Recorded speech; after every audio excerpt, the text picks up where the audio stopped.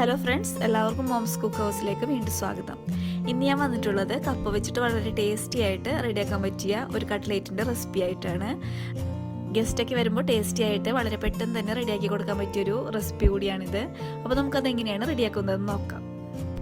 ഇതിനായിട്ട് ഞാൻ 300 gram chicken എടുത്തിട്ടുണ്ട്. ഇതിലേക്ക് 1/2 ടീസ്പൂൺ കുരുമുളക് പൊടി, 1/4 ടീസ്പൂൺ മഞ്ഞൾപ്പൊടി, ആവശ്യത്തിന് ഉപ്പ് എന്നിവ ചേർത്ത് നന്നായിട്ട് മിക്സ് ചെയ്യാം. ഇത് നന്നായിട്ട് മിക്സ് ചെയ്തെടുത്തിട്ടുണ്ട്. ഇനി നമുക്കിതൊന്ന് വേവിച്ചെടുക്കണം. അതിനുശേഷം നമുക്കിതൊന്ന് ക്രഷ് ചെയ്തും കൂടി എടുക്കണം കേട്ടോ. ഇനി ഞാൻ ഇതിലേക്ക് 3/4 കിലോ കപ്പയാണ് എടുത്തിരിക്കുന്നത്. ഇത് ഫസ്റ്റ് തന്നെ നമുക്ക് കുറച്ച് വെള്ളത്തിൽ തിളപ്പിച്ചിട്ട് ഊറ്റി മാറ്റണം. കപ്പയ്ക്ക് കയ്പോ കട്ടോ ഒക്കെ ഉണ്ടെങ്കിൽ അത് പോവാൻ വേണ്ടിയിട്ടാണ് നമ്മളിങ്ങനെ ചെയ്യുന്നത്. അപ്പോൾ ഞാൻ കട്ട് ചെയ്തിട്ട് ഒരു പാനിൽ ഇട്ടിട്ടുണ്ട്. ഈ പാനിലേക്ക് നമുക്ക് കുറച്ച് കൂടുതൽ വെള്ളം ഒഴിച്ചു കൊടുക്കാം. അപ്പോൾ വെള്ളം നന്നായിട്ട് തിളച്ചിട്ടുണ്ട്. ഇനി നമുക്ക് ഇതിലെ വെള്ളം ഒന്ന് ഊറ്റിക്കളയാം. ഇനി നമുക്കിതിലേക്ക് കപ്പ വേവുന്നതിന് ആവശ്യമായിട്ടുള്ള വെള്ളം കൂടെ ഒഴിച്ചു കൊടുക്കാം. കൂടെ തന്നെ ആവശ്യത്തിന് ഉപ്പുകൂടി ഇട്ട് കൊടുക്കാം. 1/4 ടീസ്പൂൺ മഞ്ഞൾപ്പൊടിയും കൂടി ഇട്ട് കപ്പ നല്ലതുപോലെ വേവിച്ചെടുക്കാം.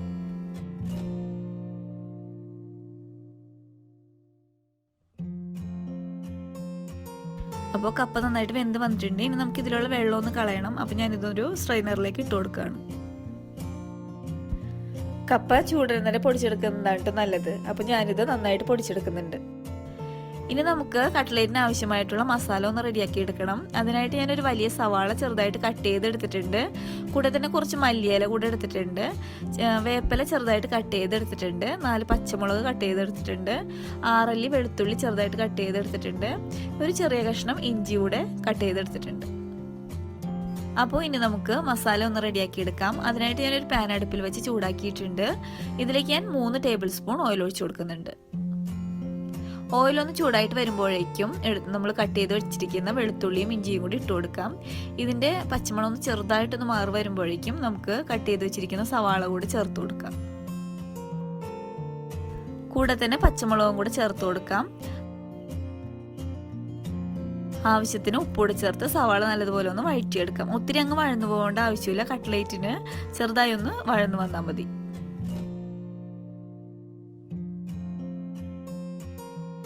അപ്പോൾ സവാള വഴന്നു വന്നിട്ടുണ്ട്. ഇനി നമുക്ക് ഇതിലേക്ക് പൊടികളാണ് ചേർത്ത് കൊടുക്കേണ്ടത്.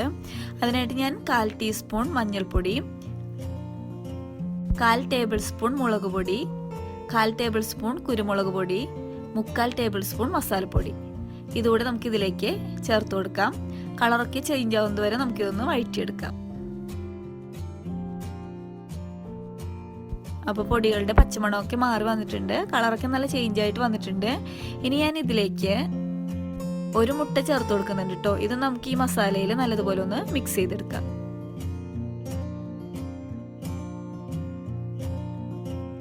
അപ്പോൾ ചിക്കൻ വേവിച്ചിട്ട് ഞാൻ ചെറുതായിട്ടൊന്ന് ക്രഷ് ചെയ്തും കൂടി എടുത്തിട്ടുണ്ട്. അതുകൂടി ഞാൻ ഇതിലേക്ക് ചേർത്ത് കൊടുക്കുന്നുണ്ട്.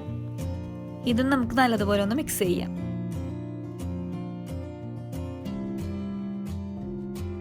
കൂടെ തന്നെ ഞാനൊരു 3/4 ടീസ്പൂൺ പഞ്ചസാര ചേർത്ത് കൊടുക്കുന്നുണ്ട്. ഇത് ഓപ്ഷനിലാണ് കേട്ടോ. ഇഷ്ടമുണ്ടെങ്കിൽ മാത്രം ചേർത്ത് കൊടുക്കുക. ഇനി ഞാൻ ഇതിലേക്ക് മല്ലിയിലയും വേപ്പില കൂടെ ചേർത്ത് കൊടുക്കുന്നുണ്ട്. ഇതൊന്ന് മിക്സ് ചെയ്യാം. ഇനി നമുക്ക് ഇതിലേക്ക് പൊടിച്ചു വെച്ചിരിക്കുന്ന കപ്പയാണ് ചേർത്ത് കൊടുക്കേണ്ടത്. കപ്പോട് ചേർത്തിട്ട് നല്ലതുപോലെ നമുക്കിതൊന്ന് മിക്സ് ചെയ്തെടുക്കാം.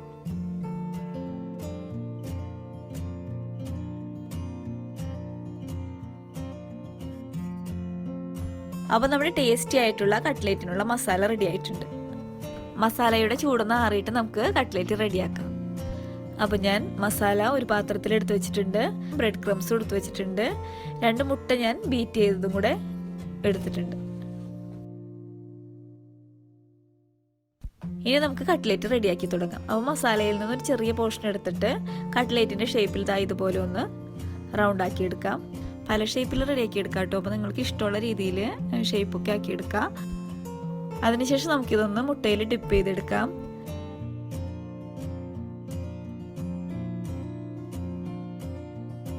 കൂടെ തന്നെ നമുക്ക് ബ്രെഡ് ക്രംസിലൊന്ന് റോൾ ചെയ്തെടുക്കാം.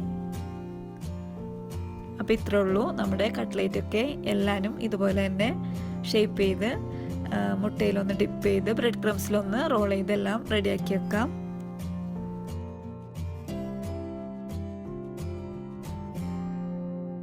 ബാക്കിയുള്ള മസാലയും നമുക്ക് ഇതുപോലെ തന്നെ റെഡിയാക്കി എടുക്കാം.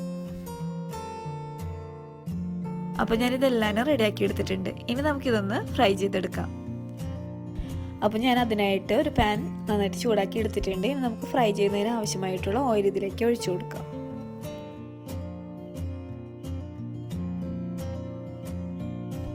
അപ്പോൾ എണ്ണ നന്നായിട്ട് ചൂടായിട്ട് വന്നിട്ടുണ്ട്. ഇനി നമുക്കിത് മീഡിയം ഫ്ലെയിമിലേക്ക് ആക്കാം. അതിനുശേഷം നമുക്ക് കട്ട്ലേറ്റ് ഓരോന്നായിട്ട് ഇട്ട് കൊടുക്കാം.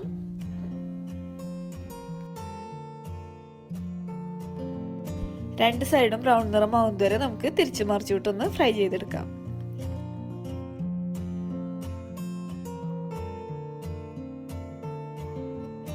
അപ്പോൾ ടേസ്റ്റി ആയിട്ടുള്ള കപ്പ കട്ട്ലേറ്റ് റെഡി ആയിട്ടുണ്ട്. നല്ല ടേസ്റ്റി ആയിട്ടുള്ള ഒരു കട്ട്ലേറ്റ് ആണ് കേട്ടോ ഇത്. എല്ലാവരും ഒന്ന് ട്രൈ ചെയ്ത് നോക്കണം. ഫീഡ്ബാക്ക് ഒക്കെ അറിയിക്കുക. ഗസ്റ്റൊക്കെ വരുമ്പോൾ വെറൈറ്റി ആയിട്ട് ചെയ്ത് കൊടുക്കാൻ പറ്റിയൊരു റെസിപ്പിയാണിത്. അപ്പോൾ എല്ലാവരും ഒക്കെ ഒന്ന് ട്രൈ ചെയ്ത് നോക്കുക. അപ്പോൾ ഈ വീഡിയോ ഇഷ്ടമായിട്ടുണ്ടെങ്കിൽ ലൈക്ക് ചെയ്യുക, ഷെയർ ചെയ്യുക, സബ്സ്ക്രൈബ് ചെയ്യുക. സബ്സ്ക്രൈബ് ചെയ്യുമ്പോൾ തൊട്ടടുത്തുള്ള ഓൾ എന്ന ബെല്ലൈക്കൺ കൂടെ ഒന്ന് പ്രസ് ചെയ്യുക. അപ്പോൾ ഇനി അടുത്ത വീഡിയോയിൽ കാണുന്നത് വരെ ഓക്കെ ബൈ.